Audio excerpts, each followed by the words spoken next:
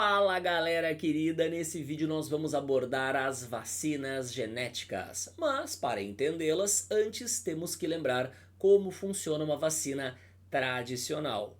Qual o seu conteúdo? Ela terá antígenos, proteínas do patógeno que causa a doença que ela visa imunizar. Lembrando que patógeno é o agente causador da doença, quase sempre micro-organismos, mas nem sempre, porque os vermes, lamentavelmente, podem ser bem grandes. A ideia é que a presença desse antígeno no nosso corpo induza o nosso sistema imunológico a aprender a fabricar anticorpos contra ele, para que quando a gente pegue o patógeno de verdade, a gente já saiba se defender com velocidade contra ele e dessa maneira nem tenha sintomas ou se tiver sintomas leves.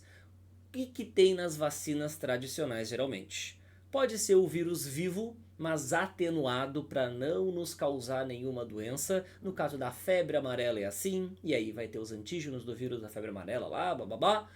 Pode ser um vírus inativado quimicamente, e aí a presença dos antígenos nesse vírus induzirá a resposta imunológica. A Coronavac, aquela vacina chinesa que se falava na época da pandemia, é assim, é uma vacina tradicional, não é genética.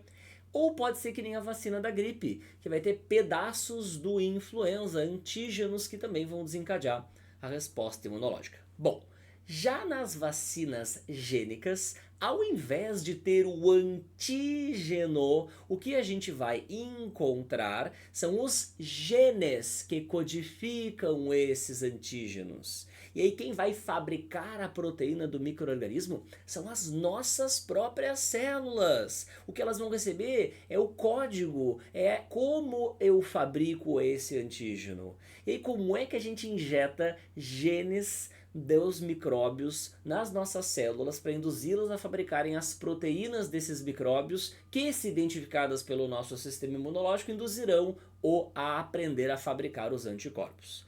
Primeiro, vacina de vetor viral. Nessa forma de vacina gênica, o gene do patógeno entra escondidinho dentro de um vírus. Os mais comumente utilizados são adenovírus, que são vírus de resfriado, que são essas variantes de adenovírus inofensivas para a gente. É para servir como uma espécie de cavalo de Troia do gene do micro-organismo que causa a doença que a gente quer imunizar. Os adenovírus, eles têm uma cápsula proteica e eles são vírus de DNA. Aí sabe o que os cientistas fazem? Eles mudam o DNA desse adenovírus, desse vírus de resfriado, para colocar o gene do patógeno, o gene do coronavírus. Assim que foi feita tanto a vacina de Oxford como a da Janssen, muito utilizadas na época da pandemia do coronavírus. E depois que a gente se vacinava com essas vacinas, o que acontecia? Olha que interessante. O vírus invadia as nossas células, o DNA viral com o gene do patógeno, isso é o adenovírus, né? Ele ia lá para o nosso núcleo, as RNA polimerases das nossas células liam o gene da proteína do coronavírus e fabricavam um RNA mensageiro a partir desse gene. Esse RNA mensageiro ia para o citoplasma da célula, era lido pelos ribossomos das nossas células, que então fabricavam a proteína do coronavírus, fabricavam o antígeno do patógeno, conforme está aqui. E aí nosso sistema imunológico detectava a presença desse antígeno, aprendia a fabricar os anticorpos e assim gerava a imunidade. Então, vacina de vetor viral é assim, o gene do patógeno entra escondido dentro de um vírus inofensivo para a gente.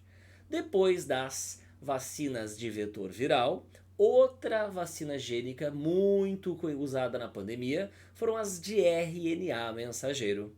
Essa é assim, pessoal, ela vai ser formada por uma partícula lipídica cujo interior tem RNAs mensageiros com o código para a fabricação do antígeno do micro-organismo que causa a doença que esta vacina deseja imunizar. E aí, qual vacina tinha isso? A da Pfizer e a da Moderna, a famosa da Pfizer, que todo mundo queria tomar da Pfizer na época da pandemia, não sei o quê. E como é que funciona esse negócio? Essa partícula lipídica, ela tem a capacidade de se fusionar com a nossa membrana plasmática. E aí os RNAs mensageiros entram lá no nosso citoplasma.